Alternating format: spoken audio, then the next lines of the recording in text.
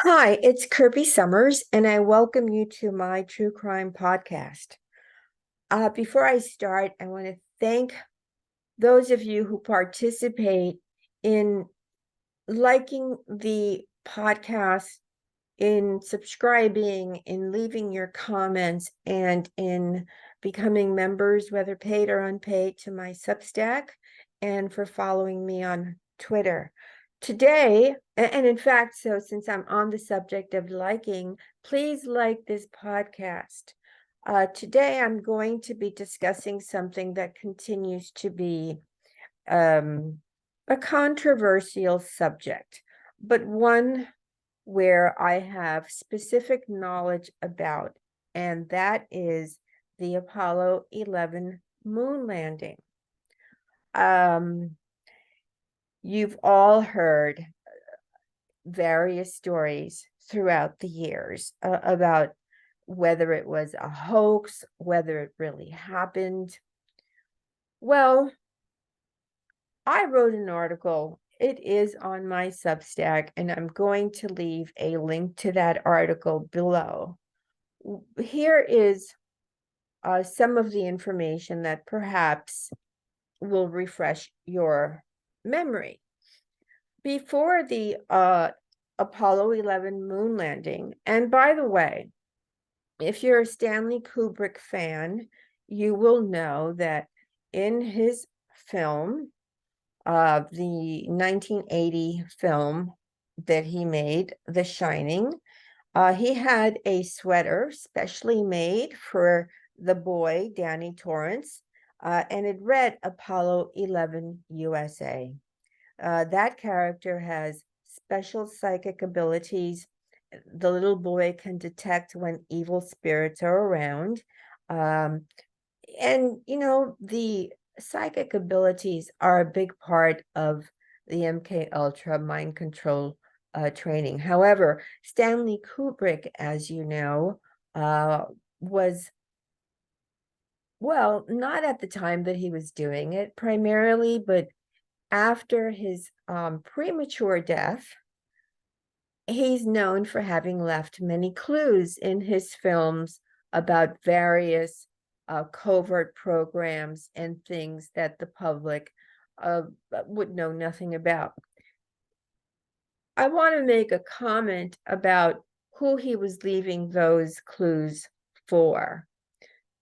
There's a camp of people, and I think it's a big camp, who believe that Kubrick left those clues for the regular public. I'm going to make an argument that he did not. If you study film and you watch films and you see the pattern of who produces what, who did they select to be in the film, what objects are hidden on the set, and other things that are missed by most moviegoers, you might get the understanding that these are clues that are only picked up by like-minded people, so that in some of Kubrick's films, although a lot of people have dissected them at this point, I believe that the initial plan for him and movies made by Arnon Milton, for example, who we know to be a Mossad agent with the front as a Hollywood producer, he also left clues in his films. These were to be interpreted by like-minded people, meaning other people in the covert community, which, if you follow my work, you know that pretty much it's all I do. All of my books, all of my articles, all of my podcasts, sincerely, everything I do interconnects. So while you're reading an article or listening to a podcast on maybe Roman Polanski or something else, the truth of the matter is that all of these subjects interconnect, All right, they go back many, many decades. And I believe in one of my more recent articles, I talked about the founding fathers, and also even way before, I go back to the time of the quote discovery of America. Well, the country was here. It was populated by actual people. However, there have been a number of strange events. So the moon landing, and I'm not going to discuss everything here. I want you to, if you can, read it on my Substack, because again, I am heavily censored. It is 1 year ago this month that I lost my main Twitter account for sharing this information and more on my Twitter. So I now, as you know, put things either on my Patreon. Oh, by the way, and I'm hosting this weekend an Ask Me Anything. If you're a member of my Patreon, remember to post your questions. And if you're not a member and you feel that all of the podcasts that I have made public and all of the work that I make public, and you want to support my work, then, I use that as a tip jar. It's only $5. I would love for you to help me in this venture, because clearly the only way that I am able to do this work has been, thankfully, for the amazing support that I get from most of you who have supported me for many years. The Apollo 11 flight to the moon happened on July 16, 1969. Right before that, I would say it was 1969. Let's see, hold on, I have the dates right here. In 1967, in fact, in January of 1967, there were 3 astronauts that died while testing for the Apollo 11. The 3 space pilots on that flight, Virgil Gus Grissom was 40 years old, Edward White was 36, and Roger Chaffee was 31. They died in like literally their space capsule just blew up. It was an explosion. It was said to have happened inside the space capsule on the launch pad. People who study the Apollo, I'm going to reserve judgment on what I'm going to call the Apollo series, because it was not until 11 that we had that infamous moon landing. Claim that these 3 astronauts were intentionally disposed of because they knew that it was an impossible task, that we did not have the knowledge to make it from Earth to the moon.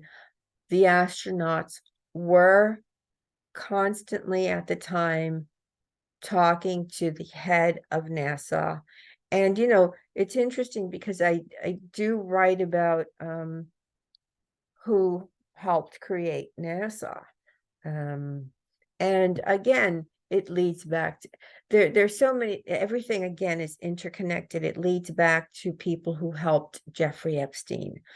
What got my interest is that my abuser's father, and essentially my abuser's family, and their corporation, it was called Rapid American, and that should give you a clue. Anything that's called American, look a little deeper. It was called Rapid American Corporation. It was a multinational. Under Rapid American Corporation, Michelle Rickless owned a company by the name of Playtex.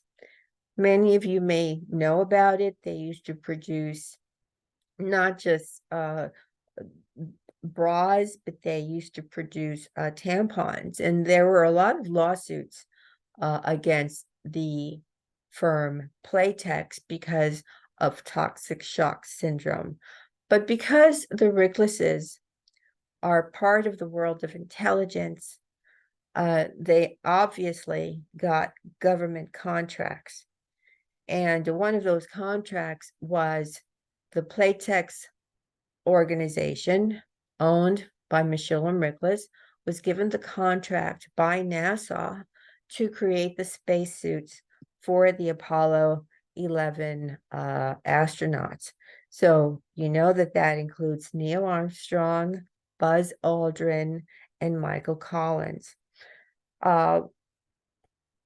Like about a decade ago, maybe more than a decade ago, because I stay on top of, before starting to do the Epstein work that I do now. And again, it's all interconnected, woven back to long before Epstein was, even born, or when he was a child. I mean, this is a multi-generational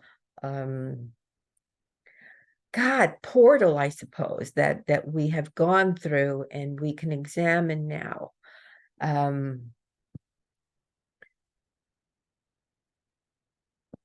I had heard about a new documentary that was going to be coming out, focusing on the women who were seamstresses creating the spacesuits for the astronauts. At the time, not only were there lots of articles which are now gone, or at least they were gone the last time I checked, and there were a couple of YouTube videos kind of promoting this soon to be released quote documentary. In the documentary, because I was already aware about Jimmy Savile, I saw Jimmy Savile in one of the factories somewhere. It might have been the UK. It might have been another place where Playtex had a factory. But I saw Jimmy Savile there, and I was just very surprised. What did Jimmy Savile have to do with Playtex at the time? Little did I know back when I saw this that, again, all of these different elements are interconnected. So I wrote an article. It's on Substack. And I provide inside information that I know firsthand that lets you know, is it a yes? Was it, as a lot of people suspect, a hoax? Is it a no? Did it really happen? I provide information, again, inside information from Michelle and Rickless to Neil Armstrong, who, by the way, had some heart difficulties at a certain point. He died. His family sued the hospital. It was believed to be foul play among some people. The hospital did not want the publicity of having Neil Armstrong and the fact that he died while in their care splashed across newspapers all over the world. And so they did what we have seen JP Morgan do and Deutsche Bank do. They quietly settled with the family. However, Neil Armstrong passed away. Again, I'm going to ask you to like the video, subscribe. And again, I cannot thank you enough for your support. It means the world to me. All right, guys, talk later. Bye.